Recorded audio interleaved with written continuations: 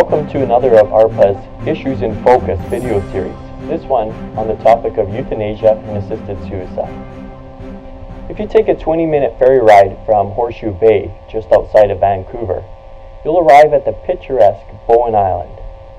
Now, one of the residents of this island was 85-year-old Jillian Bennett. Here's a picture of her with her husband, Jonathan. Now, this summer, Miss Bennett dragged a mattress up to a viewpoint on her property, and she took a swig of barbiturates followed by some whiskey, and she died within 2 minutes. Before committing suicide, she took the time to write a lengthy letter, which is now published in full on its own website. I want to share some of the excerpts from Miss Bennett's letter. I will take my life today around noon. It's time. Dementia's taking its toll, and I've nearly lost myself. I've nearly lost me. Understand that I'm giving up nothing that I want by committing suicide. All I lose is an indefinite number of years of being a vegetable in a hospital setting, eating up the country's money but not having the faintest idea of who I am. Nurses who thought they were embarked on a career that had great meaning find themselves perpetually changing my diapers and reporting on the physical changes of an empty husk. It's ludicrous, wasteful, and unfair. Canadian law makes it a crime for anyone to assist a person committing suicide, and Jonathan therefore will in no way assist me. Today, now, I go cheerfully and so thankfully into the good night. It's almost noon, and she signs off. Now, for those advocating for euthanasia and assisted suicide in Canada, Jillian is a courageous role model who exercised her right to choose before disease took that ability away. But for them, it's also an injustice that Jillian couldn't look to her caregivers, to her family, or doctors to assist her in dying. The value of human life in the year 2020 may be fundamentally different than it is today. We're standing on the threshold of a seismic shift in Canadian law, a seismic shift when it comes to the value of human life. So what is going on? Well, Canada's assisted suicide law is before the Supreme Court of Canada right now. My colleague Andre Schutten and I recently took part in a hearing on October 15th of 2014. ARPA intervened in this case, which means we were given 10 pages of written arguments to the highest court of the land. And the decision that the Supreme Court will make will determine whose lives are protected under Canadian law. But this isn't just a battle that's playing out in the Supreme Court. Earlier this year, Quebec's legislature legalized euthanasia, and another bill to legalize assisted suicide has been introduced in Parliament. If we add to that the reality that polls consistently show a strong majority of Canadians say that they support assisted suicide, and we might wonder, is there any hope? Can we do anything besides retreat or despair?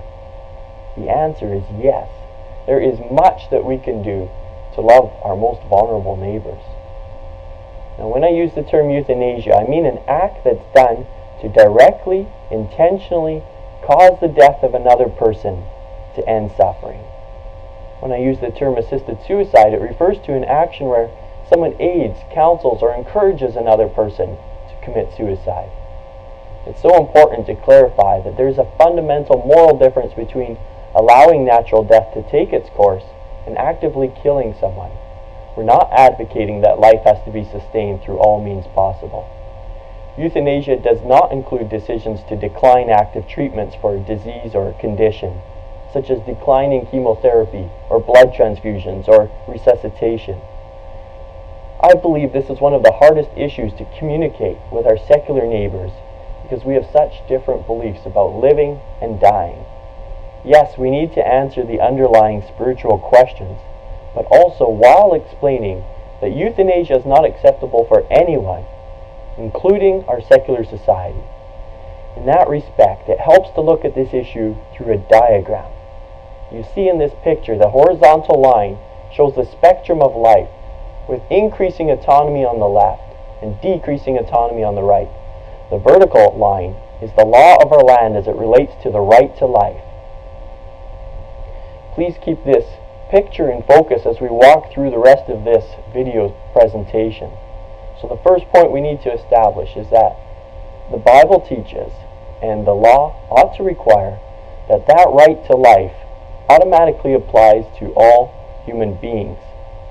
That's why we talk about the sanctity of human life, human dignity, human rights.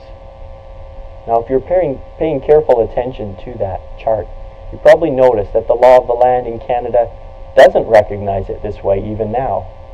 Rather, the right to life is only granted to born humans.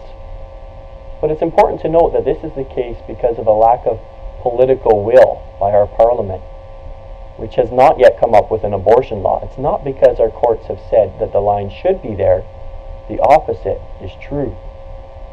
The point is that our society recognizes the sixth commandment, that we may not kill, regardless of how justified we feel about the matter.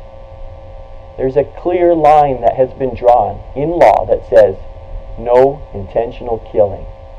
That line is rock solid, it's objective. In our legal arguments to the Supreme Court, we explain that the right to life is existential, which means it comes simply from being human. We explained how this isn't just a Christian perspective. It's also in line with Canadian law, public policy, and even Western philosophy. It isn't hard to figure out who qualifies. As long as you have human DNA, you qualify. Euthanasia and assisted suicide would violate this no intentional killing principle. It would move that line. But our society says, so what? Sanctity of life is a religious term. We aren't religious. However, once the sanctity or inviolability of human life is struck down, the basic right to life becomes subjective. It depends on how we feel about it, rather than what it really is. So those who can make choices for themselves and others end up having the freedom to decide whether they want to have a doctor end their life. We then need to point out that because the line between those who live and those who die is subjective, it doesn't take long at all for that line to start to shift.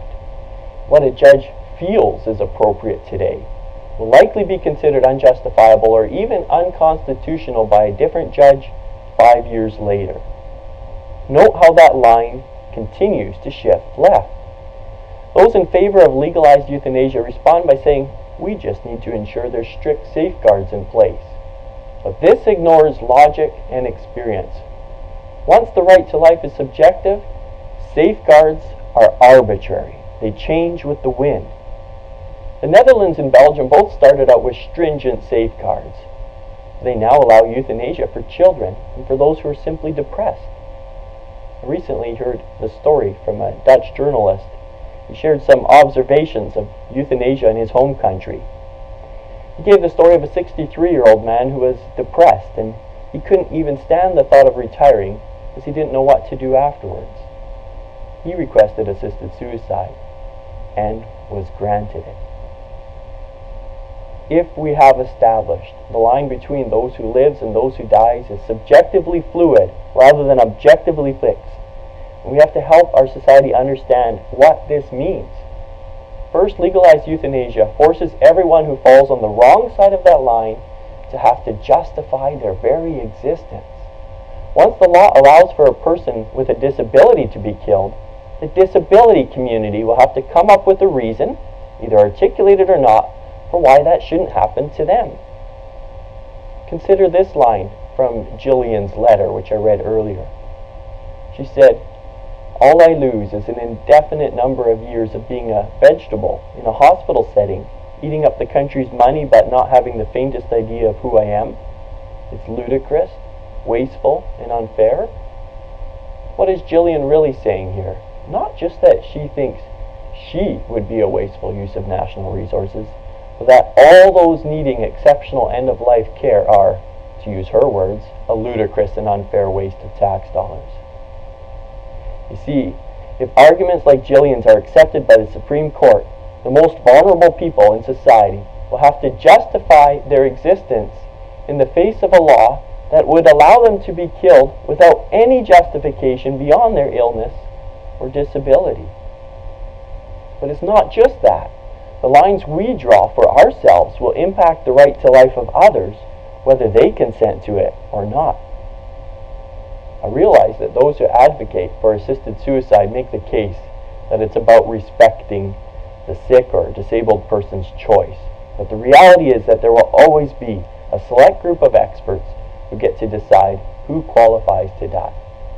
Even if Jillian had it her way, who would ultimately have the final say over her death? Not Jillian.